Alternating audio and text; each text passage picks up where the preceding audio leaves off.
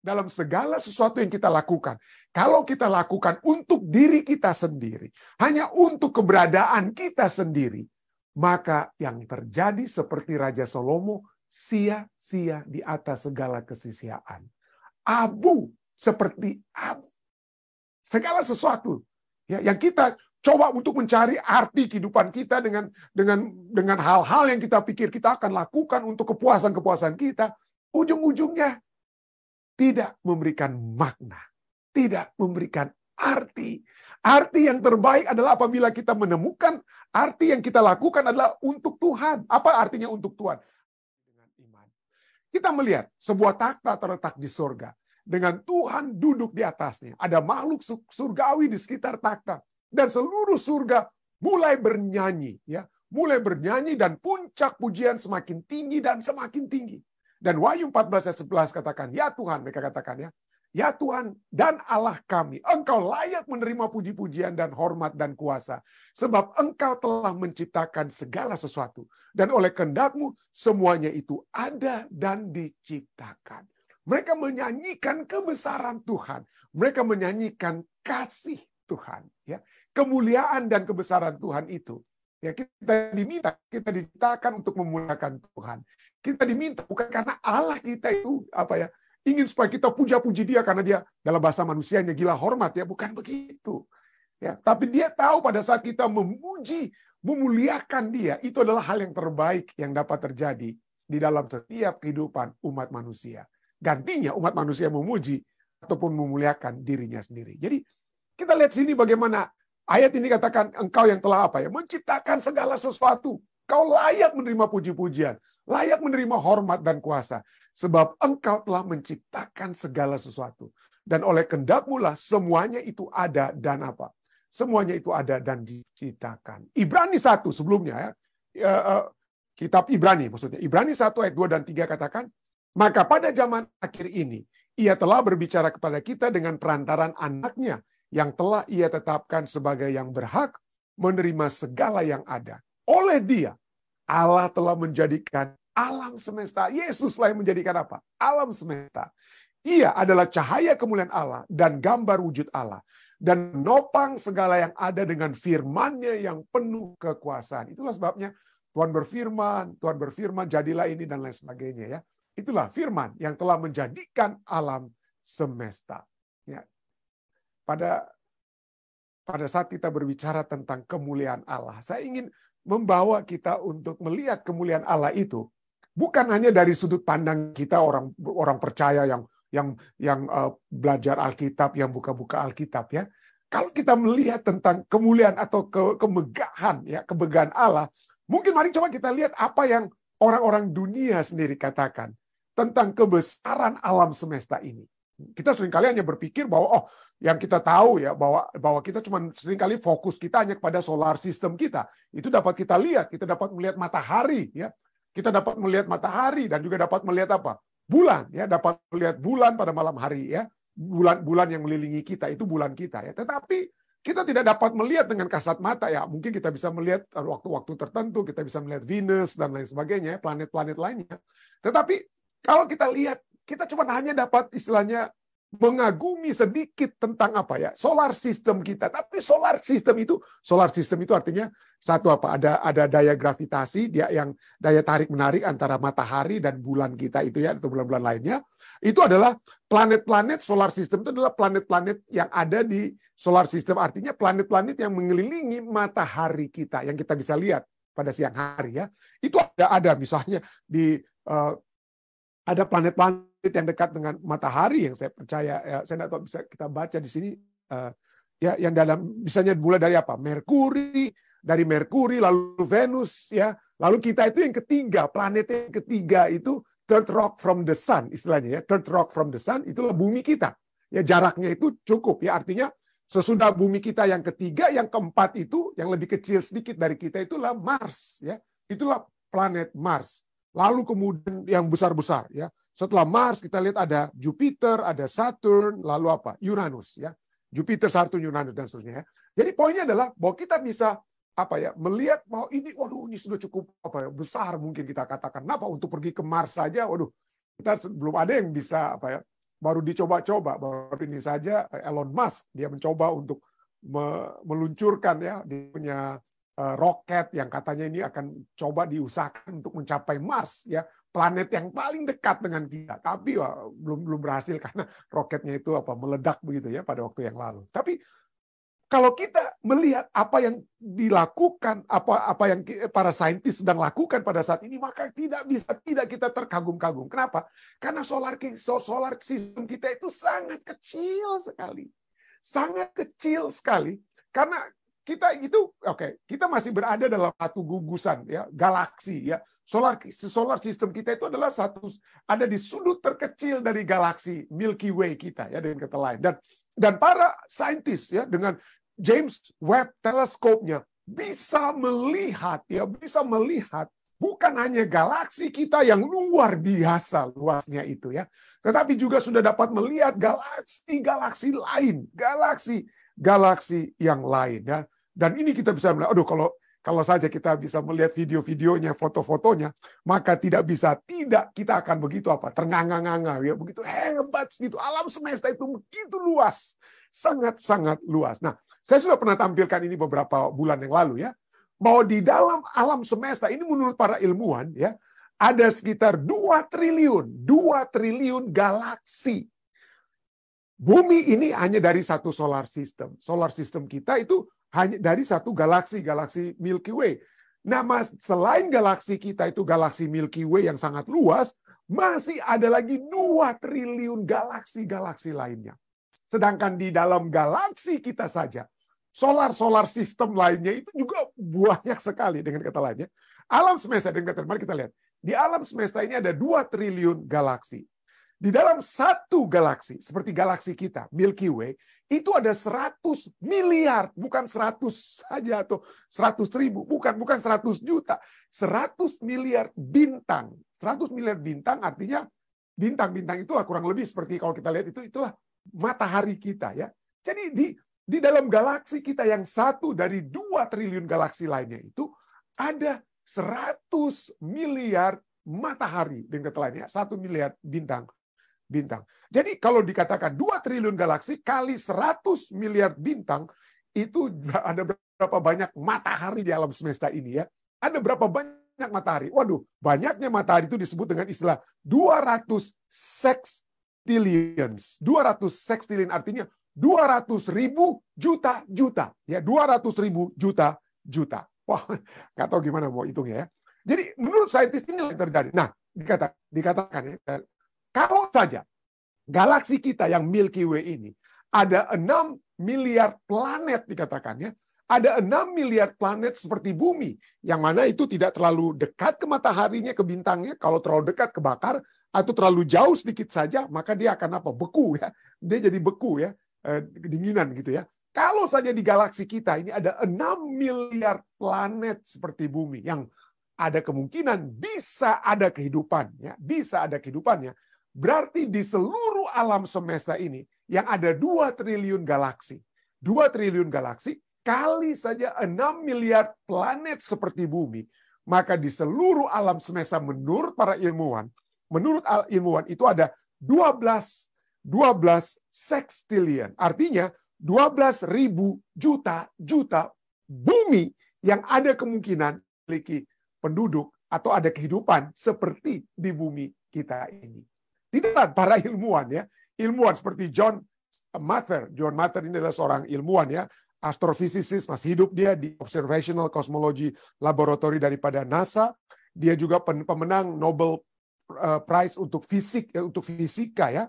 Apa yang dia katakan? Dia katakan we are discovering what the universe is really like. Dikatakan kita menemukan seperti apa alam semesta ini sebenarnya. Dan itu dikatakan benar-benar luar biasa.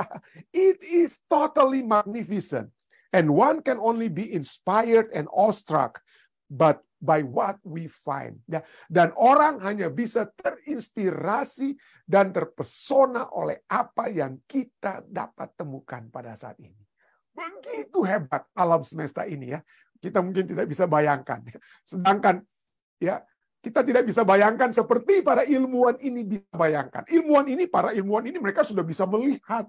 Mereka sudah bisa melihat semuanya itu. Kita tidak mungkin memiliki akses untuk melihat itu seperti mereka. Tetapi hanya dengan melihat alam semesta ini saja. Ya, beberapa galaksi-galaksi yang terdekat ya dari kita, dari 2 triliun galaksi tersebut. Mereka bilang, wah, begitu hebat, terpesona, terinspirasi dan terpesona dengan apa yang kita temukan. Tidak heran ada pada saat Apollo 11, saya lupa tadi saya coba baca kutipannya tapi saya tidak sempat taruh ya.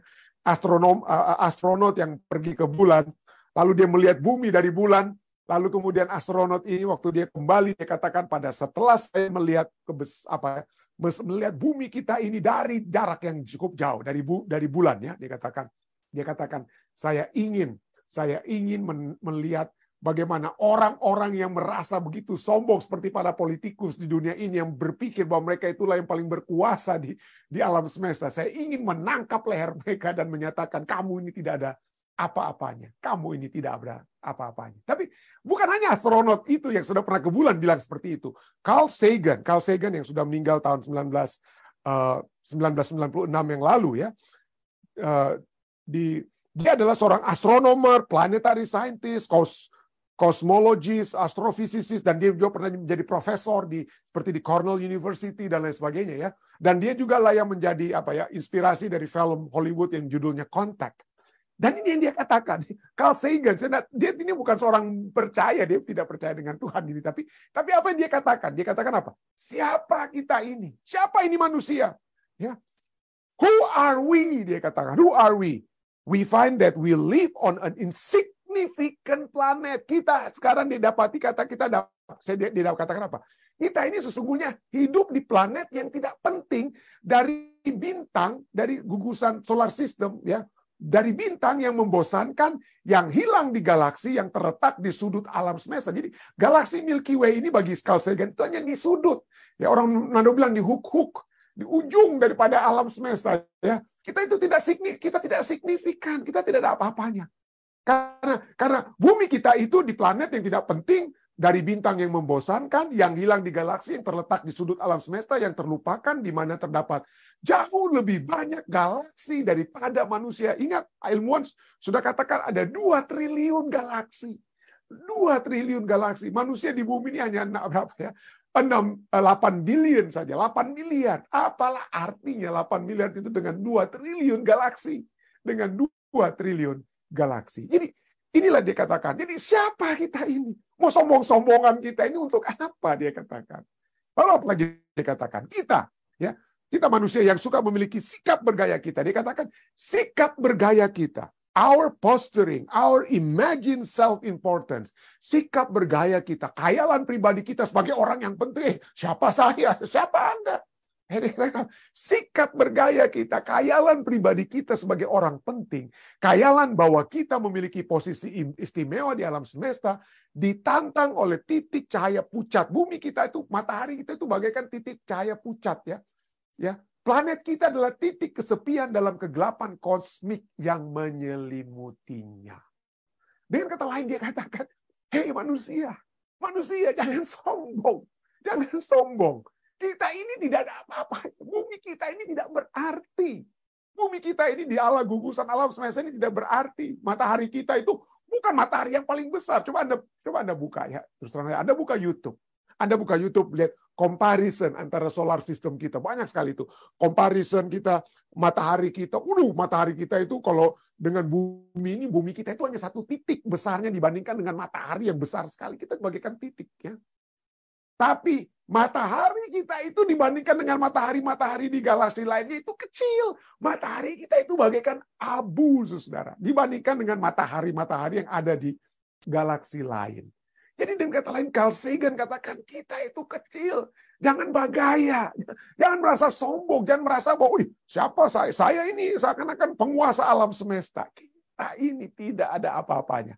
Menurut Dr. Carl Sagan. Dan Alkitab juga sudah menyatakan ya, Mazmur menyatakan dalam Mazmur 8 ayat 4 sampai 5. Sampai 6 mungkin saya tidak tulis sampai 6 tapi sampai 6 ya. Mazmur 8 ayat 4 sampai 6. Jika aku melihat langitmu, buatan jarimu, bulan dan bintang-bintang yang kau tempatkan. Ya, pemazmur katakan, siapakah aku ini? Apakah manusia? Ya, apakah manusia itu sehingga engkau mengingatnya? Apakah anak manusia sehingga engkau mengindahkannya?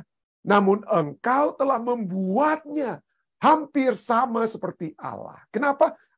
Kitab Kejadian katakan kita diciptakan dalam rupa dan gambar Allah. Jadi kita hampir dibuat hampir sama seperti Allah. Dan telah memahkotainya dengan kemuliaan dan hormat. Kemuliaan kita, kehormatan kita itu karena kita mengenakan mahkota kebenaran Tuhan. Tidak heran firman Tuhan katakan jangan kita bermegah, jangan kita menyombongkan diri. Kalau kita mau bermegah, menyombongkan diri, bermegah di dalam Tuhan. Karena Tuhanlah yang mengenakan mahkota kemegahan, kemuliaan kepada kita. Pekerjaan saya, pendidikan saya, kemampuan berpikir saya, itu kacang-kacang, orang Manado bilang ya. Tidak ada artinya. Yang dapat memberikan kemuliaan dan kehormatan adalah mahkota kebenaran Tuhan. Kalau kita, firman Tuhan katakan, kalau kita mau bermegah, bermegah di dalam Tuhan, bermegah terima kasih Tuhan karena Engkau sudah menyelamatkan saya. Itu kemegahan kita. Bukan kita bermegah karena, oh saya siapa dong ini yang jadi direktur ini, jadi presiden ini. Oh saya dulu di Indonesia ini, saya ini direktur pendeta dan lain sebagainya. Hati-hati. Ya. Biarlah kemuliaan dan hormat itu dari mahkota. Seperti 24 tua-tua tadi ya. Mahkota yang mereka kenakan itu mahkota kebenaran yang Tuhan berikan kepada mereka. Kita diciptakan. Ya. Kita diciptakan untuk Allah. Bukan ada kurang kata A-nya ya. Kita diciptakan untuk Allah. Kolose 1 ayat 16 bagus sekali kalau dalam Alkitab bahasa Inggris dia message ya. Kolose 1 ayat 16. Karena di dalam dialah telah diciptakan segala sesuatu yang ada di sorga, yang ada di bumi. Di dalam Tuhan. Tuhan yang menciptakan semua. Yang kelihatan dan tidak kelihatan. Baik singgasana maupun kerajaan, baik pemerintah maupun penguasa. Segala sesuatu diciptakan oleh Dia dan untuk Dia. Diciptakan oleh Allah. Ya, dan untuk apa? Untuk Allah. Karena Allah tahu kalau kita diciptakan untuk diri kita, maka kita akan yang menjadi seperti Adam dan Hawa ingin menjadi seperti Allah, itu kebablasan. Akhirnya jatuh dalam dosa kita ya. Dalam Kolose 1:16 menurut translation message dikatakan, for everything, segala sesuatunya, absolutely everything, secara absolut segala sesuatunya, yang ada di atas ataupun di bawah, yang kelihatan atau tidak kelihatan, everything got started. Segala sesuatu itu dimulaikan di dalam Tuhan, and find its purpose in Him. Dan menemukan tujuannya di dalam Dia. Jadi untuk Allah, artinya dalam segala sesuatu yang kita lakukan, kalau kita lakukan untuk diri kita sendiri, hanya untuk keberadaan kita sendiri, maka yang terjadi seperti Raja Salomo, sia-sia di atas segala kesisiaan. Abu seperti abu. Segala sesuatu ya, yang kita coba untuk mencari arti kehidupan kita dengan hal-hal yang kita pikir kita akan lakukan untuk kepuasan-kepuasan kita, ujung-ujungnya tidak memberikan makna, tidak memberikan arti. Arti yang terbaik adalah apabila kita menemukan arti yang kita lakukan adalah untuk Tuhan. Apa artinya untuk Tuhan? Apa yang dapat kita lakukan untuk Tuhan? Tentu saja untuk keluarga, tentunya untuk sesama. Tapi itu semua dalam konteks yang saya lakukan ini adalah untuk kepujian, kemuliaan nama Tuhan. Apa yang saya lakukan untuk orang lain. Itulah sebabnya ada orang katakan, kalau kita ingin supaya tidak menjadi orang sombong, ya atau orang yang meninggikan diri, hanya berpusat kepada diri sendiri, adakah Anda dikatakan mendoakan salah satu ya, mendoakan orang lain. Nah, ada satu research yang katakan bahwa orang-orang yang bukan research ya, ada satu statement yang menyatakan bahwa orang-orang yang sombong itu umumnya jarang berdoa, ya. Jarang berdoa, ya. Dan jarang berdoa untuk meminta pengampunan dosa dan lain sebagainya. Kenapa? Ya dia pikir dia tidak perlu untuk berdoa. Kenapa dia mau minta sesuatu dari Tuhan? Ya, jadi dia jarang berdoa. Apalagi kalaupun dia berdoa, seringkali doanya untuk dirinya seperti orang Farisi. Tapi gantinya kita berdoa, sering-sering berdoa, tapi gantinya berdoa seperti orang Farisi. Marilah kita berdoa untuk orang lain. Adakah dalam doa-doa kita, doa sebelum kita tidur, doa waktu kita bangun, kita ingat orang-orang yang membutuhkan kekuatan dari surga.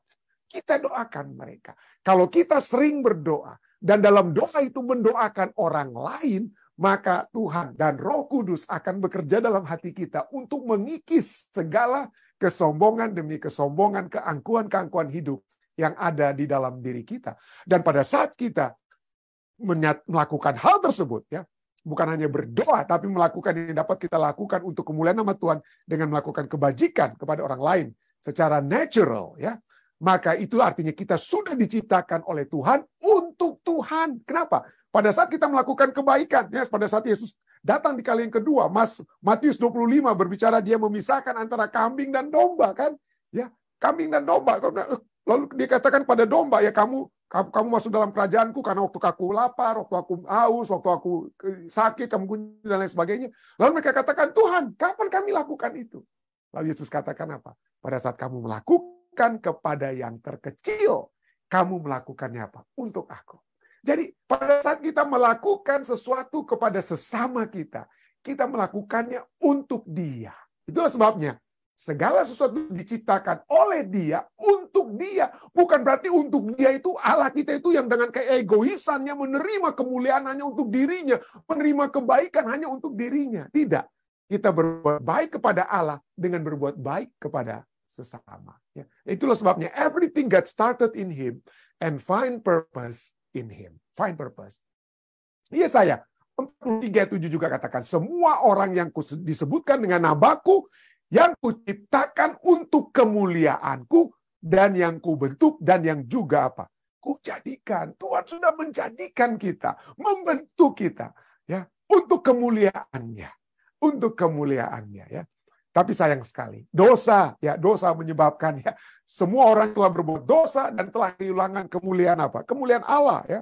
Dan akibat kita kehilangan kemuliaan Allah, gantinya memuliakan Allah, kita memuliakan diri kita sendiri, ya. Siapa yang kita harus utamakan, ya? Siapa? Kita lah contoh adu-adu berkompetisi, ya. Berkompetisi kita dalam kehidupan ini. Siapa yang harus menjadi ini? Kita harus, ya, itulah manusia, ya. Itulah manusia untuk selalu berkompetisi untuk melihat siapa yang dapat dimuliakan, gantinya memuliakan Allah. Padahal Roma 1:1 katakan apa? Sebab sekalipun banyak kali, ya, ini umat-umat Tuhan ini teguran pada orang-orang percaya, saudara. Ini bukan kepada orang-orang yang tidak percaya. Sebab sekalipun mereka mengenal Allah, mereka kenal, mereka bahkan melakukan tanda mujizat dengan nama Tuhan, menyembuhkan dengan nama Tuhan, ya. Sekalipun mereka mengenal Allah, tapi mereka tidak memuliakan Dia sebagai Allah. Tidak mau. Kenapa? Karena mereka dapat bekerja untuk Allah, bekerja dalam pekerjaan Tuhan, tetapi untuk kemuliaan diri mereka sendiri. Untuk memuliakan diri mereka sendiri. Jangan sampai terjadi. Saya berdoa jangan itu terjadi kepada kita semua, ya. Sekalipun mereka dikatakan dalam Roma 1:1, sekalipun mereka mengenal Allah, mereka tidak memuliakan Dia sebagai Allah atau mengucap syukur kepadanya. Sebaliknya, pikiran mereka menjadi sia-sia dan hati mereka yang bodoh menjadi gelap. Orang bodoh, apa dia? Pada saat Alkitab berbicara tentang orang bodoh, apa yang biasanya orang bodoh lakukan? Di Alkitab dikatakan orang bodoh mengatakan tidak ada Allah. Wah, itu kan orang-orang bodoh. Tidak mau memuliakan Allah. Karena mereka menyatakan Allah itu tidak ada. Apalagi yang dilakukan orang bodoh. Orang bodoh misalnya itu memikirkan jalannya sendiri. Yang dia pikir lurus, ujungnya menuju maut. Itu dia. Itulah orang-orang yang bodoh, yang tidak ada Allah dalam kehidupannya, yang lebih berfokus kepada diri mereka sendiri sebagai Allah. Itulah sebabnya mereka tidak memuliakan apa? Mereka tidak memuliakan Allah. Karena mereka memuliakan diri mereka sendiri. Tapi kalau kita lihat, bagaimana dari kehidupan umat yang masuk ke dalam kerajaan surga. Sekilas pandangan surga, dilihatlah yang terlihat dalam kerajaan surga itu bukan orang-orang yang memuliakan dirinya sendiri. Saya berdoa, janganlah seperti Yeremia kata, janganlah kita bermegah karena kepandaian kita. Jangan bermegah karena kekuatan kita. Jangan bermegah karena kekayaan kita. Jangan pernah bermegah. Kalau kita memegahkan diri kita di dunia, kita tidak akan pernah sampai dalam kerajaan surga. Kenapa? Karena kita sudah tidak terbiasa ataupun tidak pernah memuliakan, memegahkan Allah. Marilah kita memuliakan, memegahkan Allah dalam dunia ini, ya. Bukan memegahkan manusia, ya. Saya tidak mau kalau ada orang bilang, waduh, saya lebih seperti zaman Rasul Paulus, ya. Seringkali ada anggota-anggota kan seringkali begitu, ya. Saya juga pernah masalah, saya maunya ini pembicaranya si ini, pembicaranya si A atau si B, ya. Kita seringkali begitu, ya, sebagai manusia. Kita mau mengagungkan manusia, tapi Rasul Paulus katakan, kamu bukan dari kelompok Apolos atau kelompok Paulus dan lain sebagainya. Jangan memegahkan bahkan pendeta Rasul sekalipun, jangan kita megahkan. Jangan kita gacok-gacokkan gitu dengan ketelannya. Mari kita megahkan Tuhan. Mari kita berserah. Kita berserah kepada Tuhan. Apa yang dapat Tuhan lakukan, karena Tuhanlah yang kita megahkan. Tuhanlah yang kita muliakan. Gantinya manusia atau diri kita, ya. Gantinya manusia. Jadi orang kata, oh saya tidak memegahkan diri saya pendeta, teman saya memegahkan pendeta lah. Ya, jangan. Megahkanlah Tuhan. Megahkanlah Tuhan. Kenapa? Karena di dalam kerajaan surga yang akan dimegahkan, dan yang memegahkan yang dimegahkan itu adalah umat-umat yang sudah terbiasa memuliakan Tuhan. Itulah sebabnya Wahyu 4 ayat 10 sampai 11 katakan, maka tersungkurlah ke-24 tua-tua di hadapan Dia yang duduk di atas takhta itu, dan mereka menyembah Dia yang hidup sampai selama-lamanya. Selama-lamanya menyembah Tuhan. Karena tidak akan ada habis-habisnya kita akan menyembah Tuhan. Dan bagaimana caranya kita dalam kerajaan surga nanti itu akan menyembah surga, ya? Salah satu yang nanti kita akan lihat kutipannya, ya. Bagaimana kita menyembah Tuhan dengan apa? Bukan hanya kita sujud tersungkur di hadapan Tuhan, kita menyembah Tuhan. Nanti kita lihat apa yang dapat kita lakukan untuk selama-lamanya. Oke, terus mari kita baca dulu, ya. 4 tua-tua itu di hadapan Dia yang duduk di atas takhta itu, mereka menyembah Dia yang hidup sampai selama-lamanya. Dan mereka melemparkan mahkotanya di hadapan takhta itu. Mereka tidak merasa layak. Ini mahkota pemerintahan, mahkota kekuasaan ini tidak layak, ya. Tidak layak untuk kami apa? Untuk kami miliki. Jadi apa yang mereka katakan? Ya. Dan mereka melemparkan mahkotanya di hadapan takhta itu sambil berkata, ya Tuhan dan Allah kami, Engkau saja yang layak menerima puji-pujian dan hormat dan kuasa. Kami tidak. Walaupun kami pakai mahkota kemenangan, kami tidak layak. Tidak ada kelayakan kami. Tidak ada perbuatan kami yang cukup baik untuk menerima mahkota ini.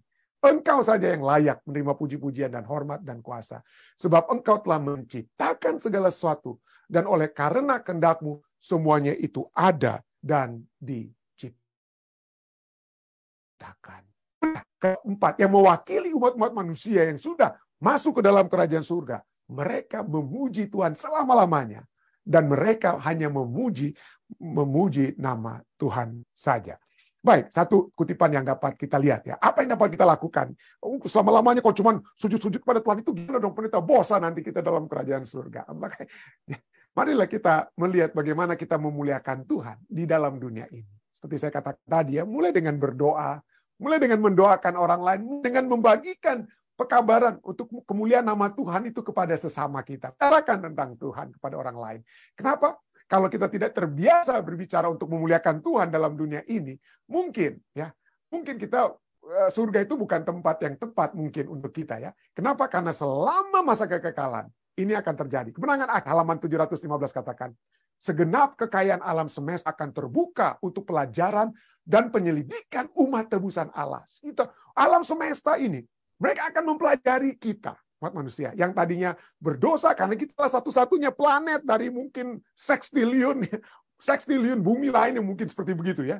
Ada sekstiliun bumi-bumi lain yang ada di alam semesta yang mungkin ada kemungkinan ada penduduknya. Dan kita akan menjadi saksi-saksi dari umat-umat yang tadinya jatuh dalam dosa tapi bisa memperoleh kemenangan. Dunia-dunia lain itu mereka tidak merasakan dosa. Mereka tidak mengalami pengalaman seperti kita, ya. Tapi kita akan menjadi apa? Kita akan menjadi utusan yang membagikan pekabaran indah Injil tersebut kepada alam semesta. Nantinya itulah sebabnya kita akan hidup dalam masa kekekalan karena banyak yang kita mau buat, ya. Banyak yang kita mau buat. Itulah sebabnya segenap kekayaan alam semesta akan terbuka untuk pelajaran dan penyelidikan umat tebusan Allah tanpa dibelenggu oleh kefanaan. Mereka umat manusia yang benar. Kalau kita nantinya dalam kerajaan surga, ya, dalam Yerusalem baru. Dikatakan apa? Mereka terbang tanpa letih ke dunia-dunia yang jauh. Dunia-dunia yang terharu dalam kesedihan. Menyaksikan penderitaan manusia. Waktu kita masih dalam keadaan berdosa sebelum Yesus datang kedua kali. Mereka menderita melihat penderitaan kita, ya. Kesedihan menyaksikan penderitaan manusia. Dan yang menyanyikan nyanyian kesukaan karena mendengar kabar penebusan jiwa-jiwa. Jadi setiap ada jiwa yang dibawa kepada Tuhan. Saat ini ya. Dunia-dunia lain itu sedang apa ya? Bersuka cita untuk hal tersebut. Dengan kesenangan, mari kita terus baca ya. Dengan kesenangan yang tidak terkatakan, anak-anak dunia ini berbaur ke dalam sukacita dan hikmat makhluk-makhluk yang tidak jatuh itu. Kita akan menjadi saksi-saksi Tuhan, memuji, membesarkan nama Tuhan, memuliakan Tuhan di dunia-dunia lain. Ya, ingat, ilmuwan sudah katakan minimal ada sextillion, ya, 12.000 juta-juta. 12.000 juta-juta, saya kira bumi lain yang sama dalam posisinya, ada kemungkinan ada kehidupan di dalam apa? Dalam alam semesta ini. Dan firman Tuhan juga sudah menyatakan bahwa ada apa? Anak-anak Allah di dunia-dunia lain. Anda bisa membaca, bisa dari kitab Ayub, ya. Jadi itulah ya, dengan kesenangan kita akan apa? Menjadi saksi, menjadi apa ya? Memberikan kesaksian kepada dunia-dunia yang lain itu, yang dunia-dunia yang tidak jatuh itu. Kemudian mereka, yaitu umat-umat yang akan masuk dalam kerajaan surga, ya. Mereka saling membagikan kekayaan pengetahuan dan pengertian yang diperoleh dari segala zaman di dalam merenungkan pekerjaan tangan Allah. Dengan penglihatan yang tidak samar-samar, mereka memandang kemuliaan ciptaan. Dengan saat ini kita harus memiliki James Webb Telescope untuk melihat galaksi-galaksi lain yang begitu indah, ya, yang kita bisa lihat. Kalau Anda bisa beli video atau melihat di YouTube dan lain sebagainya. Tapi nanti suatu saat, tanpa samar-samar, kita akan memandang kemuliaan ciptaan. Kita akan melihat matahari-matahari, melihat bintang-bintang, dan sistem-sistem yang semuanya ada dalam aturan yang ditentukan mengelilingi takhta Allah. Di atas segala-galanya, mulai dari yang paling kecil sampai yang paling besar, dituliskan nama Khalik. Dari semua ciptaan-ciptaan Tuhan yang ada di alam semesta yang luas ini, ya, ada nama Allah kita. Dan di dalam segala sesuatu, kekayaan kekuasaannya itu apa? Dinyatakan. Kekuasaannya dinyatakan. Pada satu saat, tidak akan ada lagi dosa, ya. Tidak akan ada lagi dosa. Pada satu saat dikatakan berikutnya, pertikaian besar telah berakhir. Dosa dan orang-orang berdosa tidak ada lagi. Seluruh alam semesta sudah bersih. Suatu denyutan keharmonisan dan kesukaan berdetak di seluruh alam kejadian. Dari Dia yang menciptakan semuanya, mengalir kehidupan dan terang dan kesukaan ke seluruh jagat raya yang tidak ada batasnya ini. Dari atom yang paling kecil sampai pada dunia yang paling besar, segala sesuatu yang bergerak atau yang tidak bergerak, dalam keindahan yang tidak terselubung dan kesukaan yang sempurna. Semuanya itu menyatakan apa?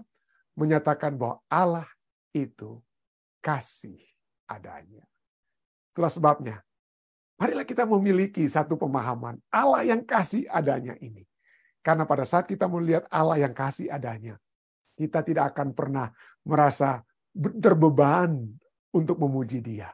Terbeban untuk melakukan pekerjaan-pekerjaannya. Kita tidak merasa terbeban untuk memasyurkan nama Dia kepada sesama kita. Semoga cicipan surgawi yang telah dilihat oleh Yohanes dapat juga menjadi satu cicipan bagi kita semua pada saat kita terus-menerus dari waktu ke waktu memuliakan Tuhan. Saya bawa ini dalam nama Yesus. Amin.